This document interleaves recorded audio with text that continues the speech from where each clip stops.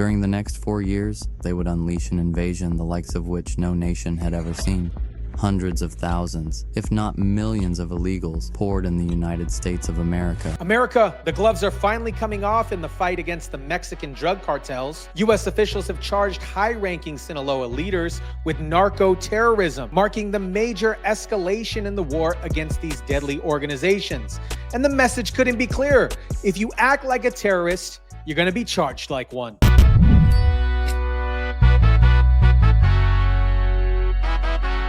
To the leaders of the Sinaloa Cartel, you are no longer the hunters. You are the hunted. You will be betrayed by your friends, you will be hounded by your enemies, and you will ultimately find yourself and your fates here in a courtroom in the Southern District of California. What is up, guys? Tyson De La Cruz here. Thank you so much for rocking with me. This is exactly what I've been talking about for years. These cartels aren't just criminal organizations. They're terrorist groups that are poisoning our communities and killing our citizens with fentanyl and other deadly drugs. And finally, we have an administration that's treating them accordingly. Let me break down what's happening here. U.S. officials have formally charged 62-year-old Pedro Inzunza Noriega and his 33-year-old son, Pedro Inzunza Coronel, with narco-terrorism, drug trafficking, and money laundering. These aren't just low-level dealers. These are kingpins running one of the most sophisticated drug operations in the world. U.S. officials have charged Sinaloa Cartel leader, 62-year-old Pedro Inzunza Noriega, and his son, 33-year-old Pedro Inzunza Coronel, with narco-terrorism, drug trafficking, and money laundering. His father was known as the man in the chair. He got this nickname because he was partially paralyzed in a shooting by a rival cartel. But don't let that fool you. This guy has been on top of the distribution of cocaine and now fentanyl in the United States since the early 2000s. Our lead defendant, Pedro Inzunza Noriega, is well known to law enforcement. His nickname is El de la Silla, which means the man in the chair, because he was partially paralyzed in a shooting by a rival cartel. Since the early 2000s, Inzunza Noriega has been one of the top distributors of cocaine and now fentanyl into the United States. What's significant here is that these are the first defendants to be charged with narco-terrorism under President Trump's executive order designating cartels as terrorist organizations. This isn't just symbolic. It gives prosecutors a powerful tool to go after these criminals and their entire networks. These aren't just random drug dealers. They're part of what's called the Beltrán Organization, which is a powerful and violent faction of the Sinaloa Cartel. And according to U.S. Attorney Adam Gordon, they run the world's largest fentanyl production network. And U.S. Attorney Adam Gordon says the two defendants, Inzunza Noriega and his son, Pedro Inzunza Coronel, are part of the Beltrán Leyva Organization, which is a powerful and violent faction of the Sinaloa Cartel, which is known as being the world's largest known fentanyl production network. The two defendants, along with a handful of other members, face narco-terrorism charges, and they're the first defendants to be charged this way. And according to reports, this organization isn't just about drugs. It's about extreme violence. We're talking about shootouts, murders, kidnappings, torture, and violent collection of drug debts. These are people that are turning parts of Mexico into war zones and bringing that violence onto our doorsteps in the United States. Since its inception, the Beltrán Leyva Organization has been considered one of the most violent drug trafficking operations in Mexico, engaging in shootouts, murders, kidnapping, torture, and violent collection of drug debts to sustain its operation. And their operation is massive.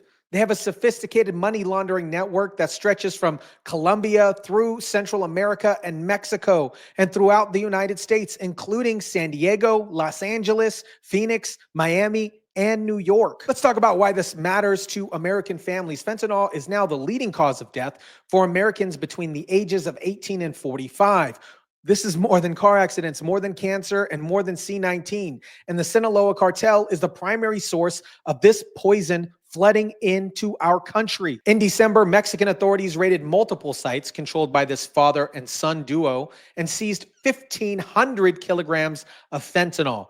That's over 1.65 tons of the world's largest seizure of that drug ever. Just to put that in perspective, a lethal dose of fentanyl is just 2 milligrams. That means this single seizure contained enough fentanyl to kill over 750 million people, more than twice the entire U.S. population. They also have a very sophisticated money laundering operation that stretches from Colombia, Central America, Mexico, and throughout the United States, including here in San Diego, Los Angeles, Phoenix, Miami, and New York. And that's just what they caught.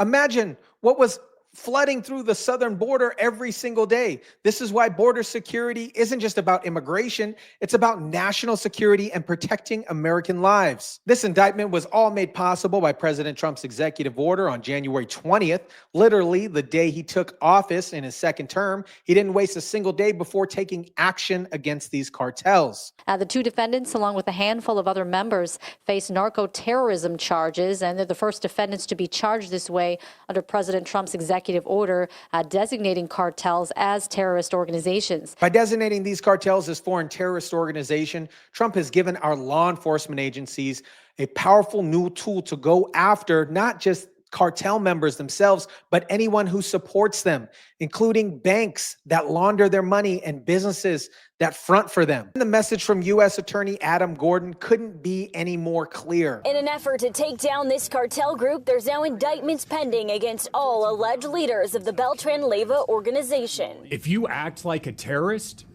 you shouldn't be surprised if you are charged as one. This wasn't just some quick operation.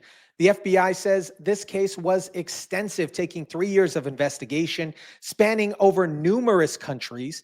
It's a major milestone in fighting against these transnational criminal networks. We'll be seeking life sentences for these defendants. It says there are several other drug trafficking indictments pending against other Sinaloa cartel leaders. And there are several other trafficking indictments pending against other Sinaloa cartel leaders. So what does this mean for you and me? It means for the first time in years, we have an administration that's serious about protecting Americans from the poison and violence that these cartels bring to our communities. For 4 years, these cartels operated in virtual impunity.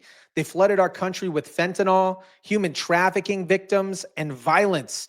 The border was a turnstile, and American communities paid the price. They are horrible people that have been killing people left and right, they've made a fortune on selling drugs and destroying our people. We lost 300,000 people last year to fentanyl and drugs.